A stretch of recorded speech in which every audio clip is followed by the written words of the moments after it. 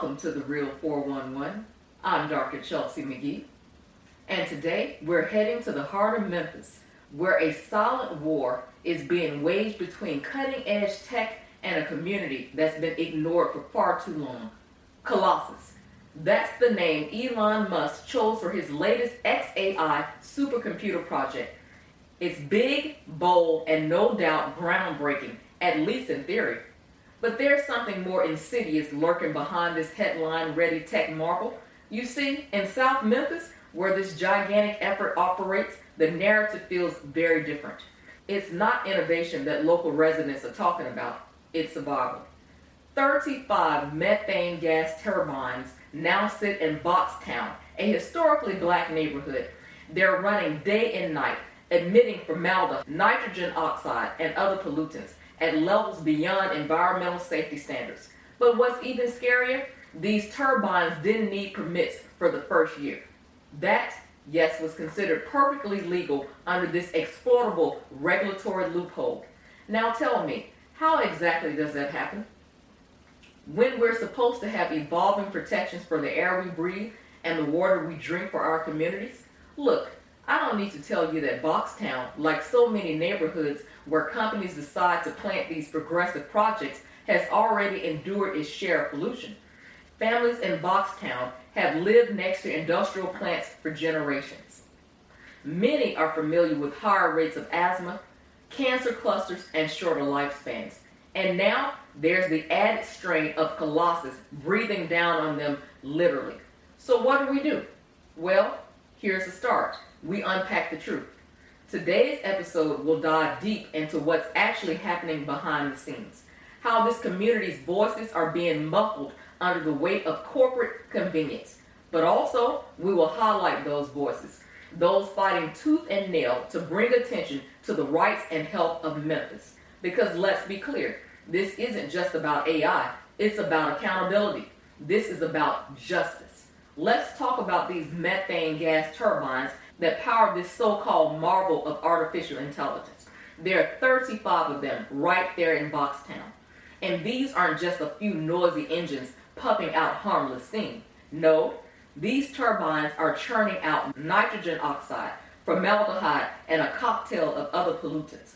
Pollutants, let's be real, should come with warning labels. Let's hear from some residents from Boxtown and Memphis. Giant leaps in the industry in the past year thanks to the company's supercomputer in Memphis. But while it's keeping the company competitive globally, many in the Tennessee community are pushing back. Stephanie Gosk reports. In Memphis, Elon Musk is making a play to control the future of artificial intelligence. His company, XAI, says it has built the biggest supercomputer in the world with lightning speed. Paul Young is the city's mayor. It represents a tremendous opportunity, an opportunity for us to take our economy to the next level. XAI says it will create $100 million in revenue and hundreds of jobs. But the digital future needs power, lots of it. These are the gas turbines fueling the supercomputer they call Colossus. They emit hazardous pollutants like formaldehyde and nitrogen oxides, according to the manufacturer. Just over this fence, you can see and hear the turbines churning 24 hours a day, 7 days a week. Without them, the data center does not function. What's not in dispute is the fact that they are polluting the air. What people don't know is how much of that pollution is reaching nearby communities. Easter Knox lives 2 miles away. You smelled it? Yes, Lord. Right away? I sure did. Well, after they got situated, I started smelling it. Knox lives in Boxtown, a mostly black, low-income neighborhood in South Memphis. The health department, they need to be ashamed. Where industry has taken a toll for generations. There's a lot of people out here who got medical problems like breathing issues. Cancer risks here are 4 times higher than the national average. Cancer killed her father and other relatives, Knox tells us. Life expectancy here is 9 years less than the national average. Nitrogen oxide, for instance. Did you know they can inflame the lining of your lungs? They complicate asthma, and they've been linked to heart disease. Formaldehyde, well, let's just say it's known to cause cancer. And all this is happening unchecked as Colossus hums along in its quest to power AI. Now stop and think. If these emissions were venting into wealthy suburbs, would we even be having this conversation? The NAACP doesn't think so, and neither do I. Their recent letters to county officials call on this supercomputer project to halt, citing violations of clean air laws and standards. And they didn't mince words. They referred to XAI's approach as a blatant disregard for the rules meant to protect the public. And the thing is, they're right. How do you allow turbines, 35 mind you, to operate without proper permits when the risks are this glaringly apparent? As a physician, these concerns are not just theoretical to me. Just last month, a fellow physician and friend treated a patient from Boxtown, a grandmother whose respiratory issues have worsened since these turbines started running.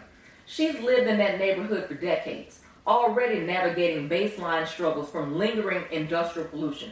And now she's caught in the crosshairs of Musk's vision for progress. For her, it's not about innovation, it's about survival. So I ask you this. Where does innovation stop and exploitation begin? At what point do we say that technological advancement costs are too high? Especially when disproportionately borne by the most vulnerable. Boxtown, with its history of disinvestment and environmental harm, is again being asked to shoulder the burden of someone else's future. And I can't help but wonder about a technological breakthrough. There are stories like this of communities and lives disrupted. We're going to peel back the layers of this so-called state-of-the-art project and examine the truth. And as we do that, let's keep one question front and center. Who benefits from it? And at what cost? So let's set the stage, shall we? How does something like XAI's gas turbines emitting known carcinogens in a predominantly black neighborhood become operational without significant oversight? That, my friends, is where our regulatory system showed its cracks, bending under the weight of corporate lobbying and procedural loopholes. Here's how it works. XAI took advantage of a Clean Air Act exemption designed for temporary projects. Under the guise of being temporary, they installed 35 gas turbines without securing air quality permits for their first year of operations. Think about that. 1 year of unchecked emissions in a neighborhood already struggling against environmental harm. Clever, yes, but also deeply troubling. And where were our local watchdogs in all of this? The Shelby County Health Department and Memphis Light, Gas, and Water, the agencies tasked with ensuring regulatory compliance, appeared to look the other way.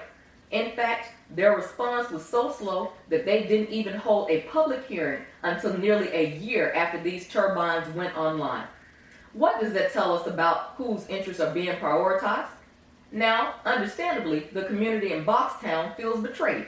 And here's the contrast I want to draw, because this isn't Boxtown's first fight. Back in 2021, this same neighborhood stood up and defeated the Bahia crude oil pipeline, citing environmental risks and health dangers. That victory was significant. It showed the power of collective action and resilience. But here, with XAI, it's different. Why? Because Musk's project didn't arrive with the blunt force of a pipeline company.